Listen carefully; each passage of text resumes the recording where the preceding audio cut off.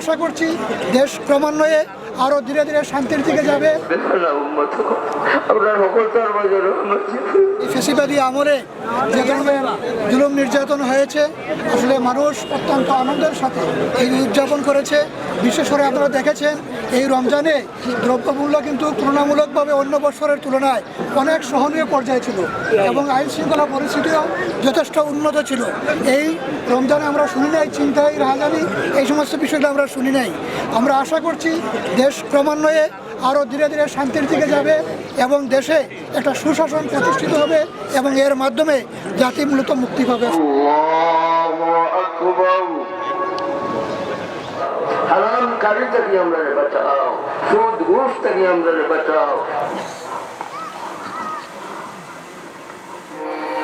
মালিক ইয়াউমিদ্দিন।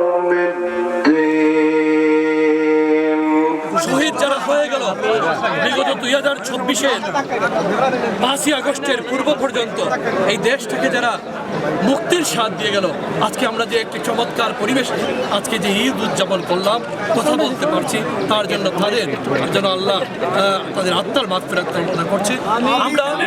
আমরা ফিলিস্তিনে আজকে এখানে দোয়া হয়েছে, আমরা ফিলিস্তিনের মুসলিমদের জন্য আজকে আমরা দোয়া করেছি যাতে আল্লাহ তাদেরকে রক্ষা করেন এবং যারা এই নির্যাতন করছে তাদের কপালে যদি ধর্মের পথে বা এই সুষ্ঠু পথে ফিরে আসার তাদেরকে যেন আল্লাহ ধ্বংস করে দেন। যারা আহত হয়েছে বিভিন্নভাবে, কারো চোখ নাই, কারো আজকে পা নাই, বিগত সময়ে কারো হাত নাই, তারা উপস্থিত হতে পারে তাদের সবার জন্য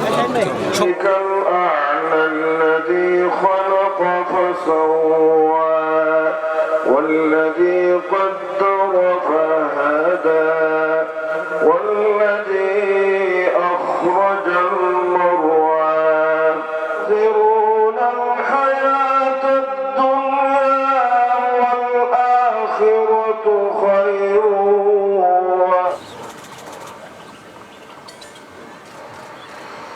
سمع الله لمن حمده আল্লাহু আকবার। আমরা জান্নাতের ময়দানে হাজির হইতাম, আমরা কেউ তৈয়া যাইতাম না। আমরা দুজকে ডরাই, আমরা তোমার শাস্তিরে ডরাই। আল্লাহ তোমার দরবারও আমরা কোনো মখলুকের দরবারও হাত পাতাইছি না, এই বড় বড় মানুষ যখন তোমার দরবারও হাত পাতাই না। আমরা খার কিতা দরকার আছে তুমি জানো।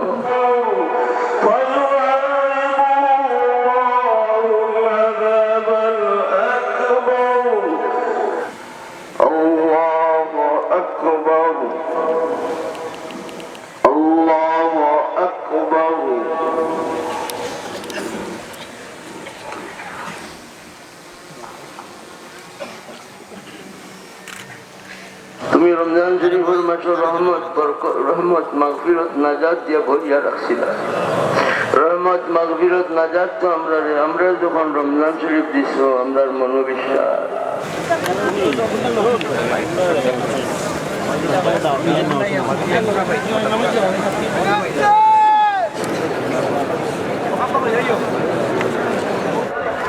আল্লাহর রাস্তায় হুজুরে কষ্ট দিন না, যেন আপনারা হুজুরের নিয়ে অসুস্থ